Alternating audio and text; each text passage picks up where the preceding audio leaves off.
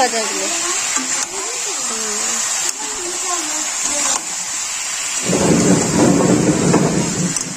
Toll পুরো গায়ে পায়ে পড়ে সেই এক শেষ অবস্থা। যখন তাড়াতাড়ি করে আমার মাকে বললাম, মা আবার একটু ঝাড়িয়ে দিল, তো ঠোসা পড়েনি। তো এটাই আল্লাহর কাছে শুকরিয়া, ঠোসা পড়েনি, কারণ যদি ঠোসা পড়তো তাহলে অবস্থা। হ্যালো বন্ধুরা, আসসালামু আলাইকুম। কেমন আছো তোমরা সবাই? আশা করি সবাই খুব ভালো আছো। আল্লাহর রহমতে আমিও খুব ভালো আছি। আর তোমাদের দোয়ায়, আশীর্বাদে, ভালোবাসায় দেখো আমার ভাই অনেকটাই সুস্থ হয়ে গেছে। তোমাদের বুঝতে পারছো। তো আমরা ডক্টরের কাছে নিয়ে গেছিলাম, তো সেখান থেকে বাড়ি ফিরছি। তো এই যে দেখো, আমি ভাবি আর ভাই আছে, আর একটা টোটো রিজার্ভ করে নিয়ে গেছিলাম। তো চলো, বাড়িতে এসে মা বললো যে ওরা তো চলে যাবে, মানে ভাইজিরা চলে যাবে, অনেক দিন এসছে, তো বাড়ি থেকে বাড়ি যেতে বলছে। তো ভাই যতক্ষণ সুস্থ হয়ে গেছে, তো এখন যাক, আবার কয়েকদিন পরে আসবে।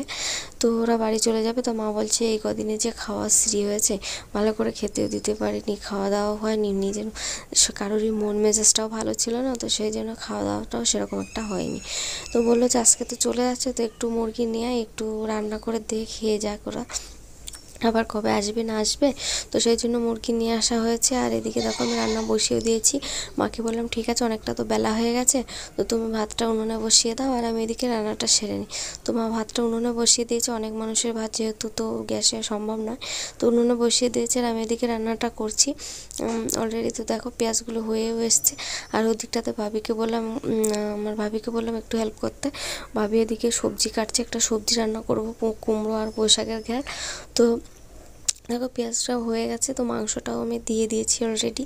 মাংসটা ধুয়ে টুয়ে রেখে দেওয়া হয়েছিল। তো যেহেতু খুব তাড়াতাড়ি এই রান্নাটা সারতে হবে, তো পুরোটাই তোমাদের সঙ্গে শেয়ার করতে পারলাম না, যতটুকু পারলাম ততটুকু দেখালাম, অবশ্যই দেখাচ্ছি। আর তোমাদের যদি ভালো লাগে অবশ্যই লাইক, কমেন্ট আর শেয়ার করে দিও। আর ভালো লাগলে একটা সাবস্ক্রাইব করে দিও।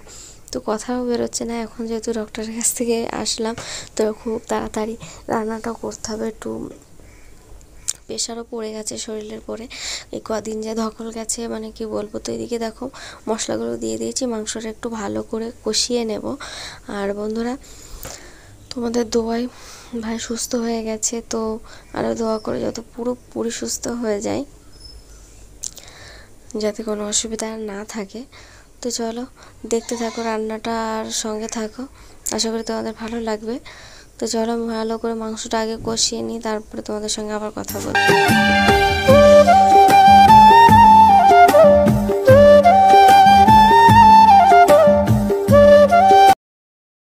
তো বন্ধুরা, এদিকে দেখো ভাবিকে বললাম তাহলে আমি তো মাংসটা এখনও হয়নি, তো তোমার যতক্ষণ কাটা হয়ে গেছে, তো তুমি ওইদিকে সবজিটা বসিয়ে দাও, তারপরে আমি আবার দেখছি। তো এদিকে মাংসটা কষিয়ে নিয়েছি। আর এদিকে দেখো ভাবি সবজিটা বসিয়ে দিয়েছে, কুমড়ো আর পুঁই শাকের তরকারিটা এদিকে বসিয়ে দিয়েছে।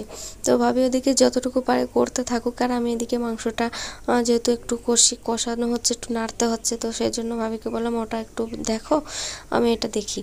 তো সেই জন্য তাড়াতাড়ি রান্নাটা হয়ে যাবে, তাই না? এইভাবে করলে কিন্তু তাড়াতাড়ি হয়ে যায়। ওরা যেহেতু বাড়ি চলে যাবে, কি টাইম কিন্তু অনেকটাই হয়ে এসছে।